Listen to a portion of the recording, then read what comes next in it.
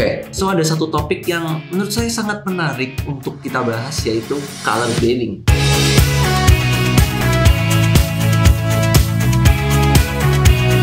Oke, kalau kita bicarain color grading, ini adalah salah satu proses yang paling memakan waktu banget dalam sebuah karya. Mau bikin gambar saya yang dari kayak gini jadi kayak gini aja, itu udah cukup memakan waktu loh. Bayangin, dalam satu footage kayak tadi aja, itu butuh waktu sekitar bisa 10-15 menit. Jadi kalau kita ada 100 footage kayak gitu, ya cukup lama sih. Tapi kamu nggak perlu khawatir, karena sebenarnya ada cara yang bisa kita praktekkan gimana supaya kita bisa color grading dengan cepat dan menghasilkan look yang kita mau. Langsung aja kita masuk ke Premiere Pro. Nah, jadi pertama langsung aja kita masuk ke Premiere Pro, teman-teman. Nah, Premiere Pro bakalan tampilannya seperti ini ketika kita masuk. Pertama, saya bakalan langsung aja cari footage yang bakalan saya gunakan. Di sini saya bakalan pakai footage ini. Sebelum saya masuk ke color grading, mungkin saya rapikan dulu untuk footage ini sedikit. Kita cek di sini dia ada shaking di awal. Ini saya mau buang. Oke, jadi kurang lebih seperti ini. Kita langsung pertama masuk ke, kita bikin dulu sebelumnya adjustment layernya. Adjustment layer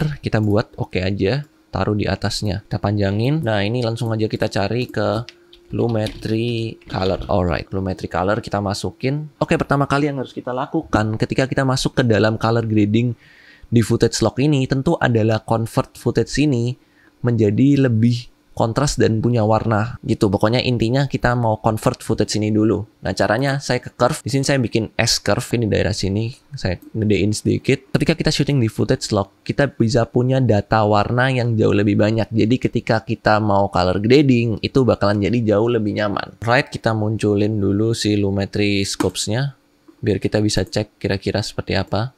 Ini dia udah muncul. Dengan munculin Lumetri scopes, saya jadi bisa punya patokan untuk warnanya seperti apa. Exposure-nya saya rasa udah cukup segini. Sekarang kita dalemin untuk kontrasnya.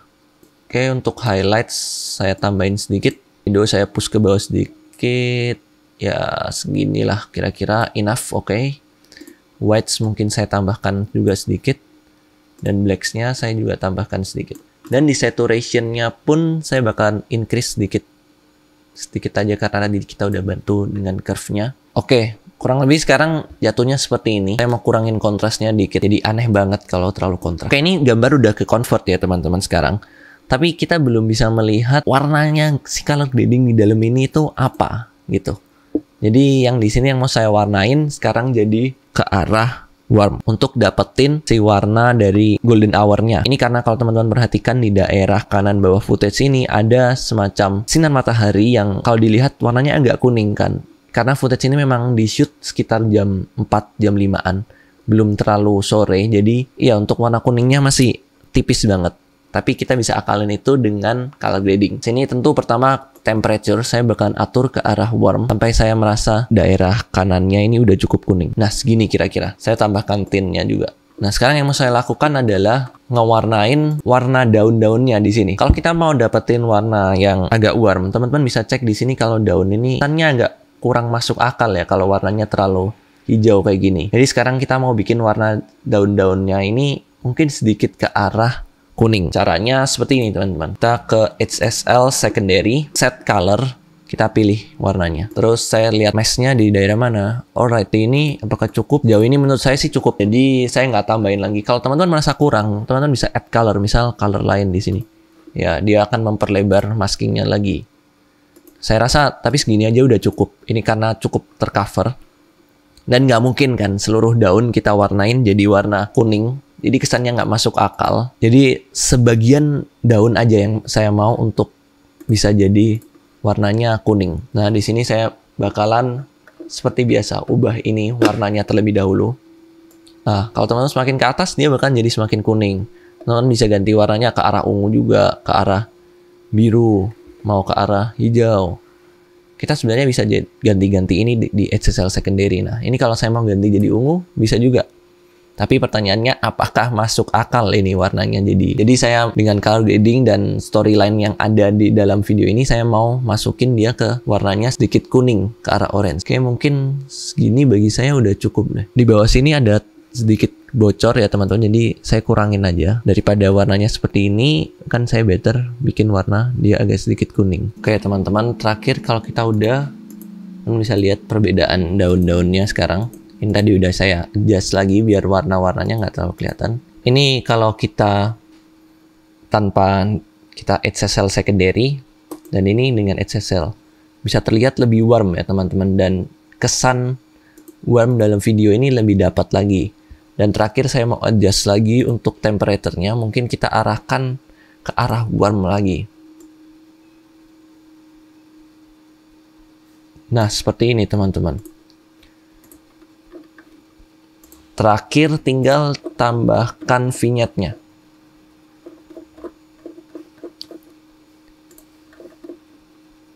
Saya suka tambahkan vignette segini kira-kira, biar mata penonton ini fokus ke daerah tengah. Nah, sekarang pertanyaannya adalah, karena kita udah sampai sejauh ini, teman-teman pasti bingung kan? Masa iya kita kalau punya ribuan footage, kita bikin satu persatu seperti ini? Itu akan sangat memakan waktu banget kan? Nah, cara pertama bisa dengan adjustment layer seperti ini, teman-teman. Kenapa saya bikin adjustment layer? Nah, nanti tinggal saya panjangin aja ke belakang. Saya taruh footage lagi di belakangnya seperti ini. Nah, tapi dengan seperti ini, kalau teman-teman bikin project baru lagi untuk Premiere-nya, ini nggak sepraktis itu. Bakalan kita harus kopas-kopas terus dan cukup memakan waktu juga. Ada cara lainnya lagi yang sebenarnya bisa teman-teman praktekkan, yaitu dengan kita bikin ini, jadiin ini sebagai LUTs atau bisa juga sebagai preset. Kalau mau LUTs, teman-teman tinggal munculin si Lumetri color-nya. Ini dia udah sesuai dengan yang kita bikin tadi di sana. Teman-teman kalau mau jadiin ini LUT, tinggal ke tanda 3 di atas ini, klik kanan, export cube. Nah, sekarang tinggal kita save seperti biasa aja teman-teman. Nah, di sini ya, saya save LUT color grade test. Nah, seperti ini. Udah, teman-teman. Nah, untuk tes LUTs kita apakah berfungsi, teman-teman langsung aja masuk ke Lumetri color-nya lagi, terus ke kreatif, dan teman-teman tinggal browse. Nah, ini kita masukin LUTs kita yang tadi lagi. Kayak ini dia LUT-nya, kita tinggal masukin. Dan ya, sama kan seperti footage kita yang sebelumnya. Nah, kalau kayak gini, ini jadi jauh lebih praktis. Ketika teman-teman punya project baru, tinggal masukin LUTs aja. Nah, kalau dengan LUTs ini kan, ya kita udah punya base-nya kan ya, paling nggak. Kita mau convert-nya seperti apa, kita udah punya dasarnya.